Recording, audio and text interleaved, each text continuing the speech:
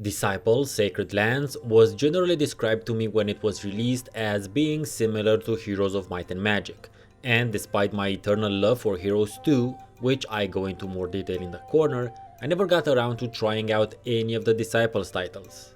Until now. Let's see if it's a classic or not. If this is the first time on my channel, welcome, I am Steven Hansens, geek culture analyst, disciple extraordinaire.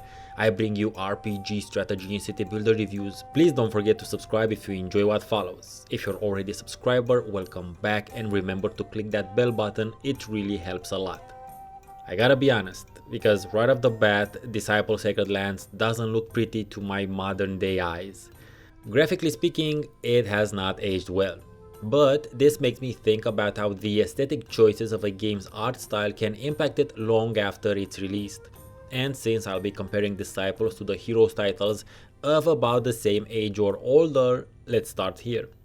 The use of a stylized approach in its sprites and the use of pixel graphics, as is the case with Heroes 2 and 3, would have allowed Disciple Sacred Lands to age much more gracefully than it has. Heroes 2 and 3 are still very much enjoyable to the eye because of those choices. Now, Disciples went for a lot of 3D awesomeness back when it was cutting edge. I totally get that. They most likely wanted to set themselves apart visually from the aforementioned Heroes games as well, but by doing so, they took a large risk of looking really dated after a few years, let alone a couple of decades. But I'm not gonna beat that horse anymore. When playing a 20-year-old game, there's a bunch of slack that I'm willing to cut, and that I did. So let's get into the game proper. There are less resources to keep track of in Disciples than in the Heroes games. There is just gold mines and 5 types of mana crystals.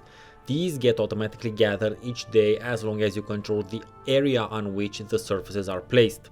Disciples takes the Zerg approach of measuring territory, meaning that once you control a city, your faction's type of territory will start spreading outwards and replacing the previous faction's land. Once it reaches a resource, you will automatically get its output the very next day. You then use the resources to purchase items and to research and cast spells. Each faction also has a special hero whose only function is to plant rods near resources. These rods will create a small patch of your faction's territory, which will allow you to gather up those resources even if the source is otherwise surrounded by enemy territory. The factions each have rosters of very different heroes to choose from. A couple of them are combat focused, one is a spellcaster, while some have very narrow roles, such as the ones who are meant to plant rods or the thief. This means that no faction can have an unlimited number of heroes on the map, which can get very tedious on larger heroes maps, for instance.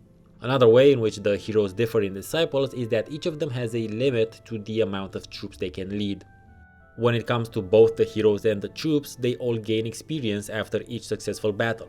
Once they level up, the heroes get access to special traits and the troops become stronger in accordance with the choices you make when building your capital. Also, there are no stacks of troops, you only get one.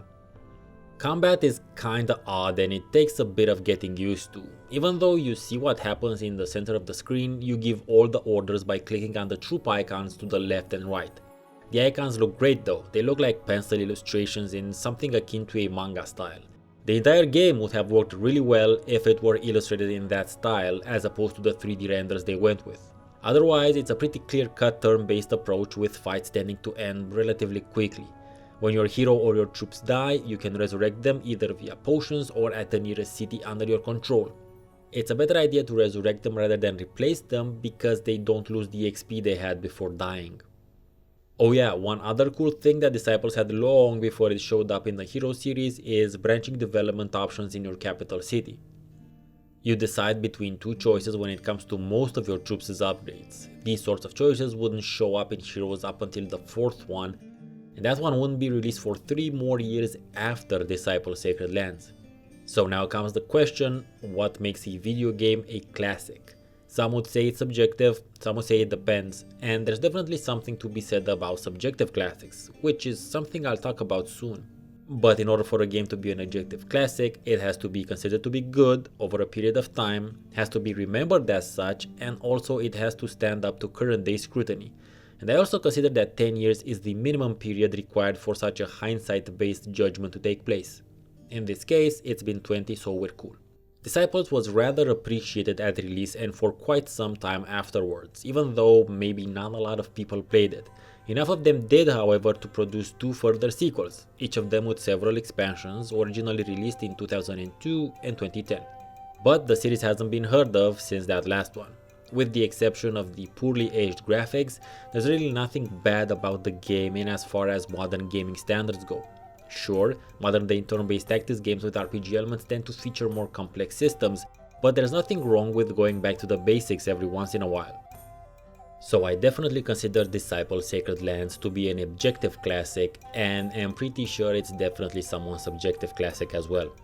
I'm curious to know what you think of Disciple Sacred Lands. Have you played it or any of its sequels? Where does it fit in your personal gaming history?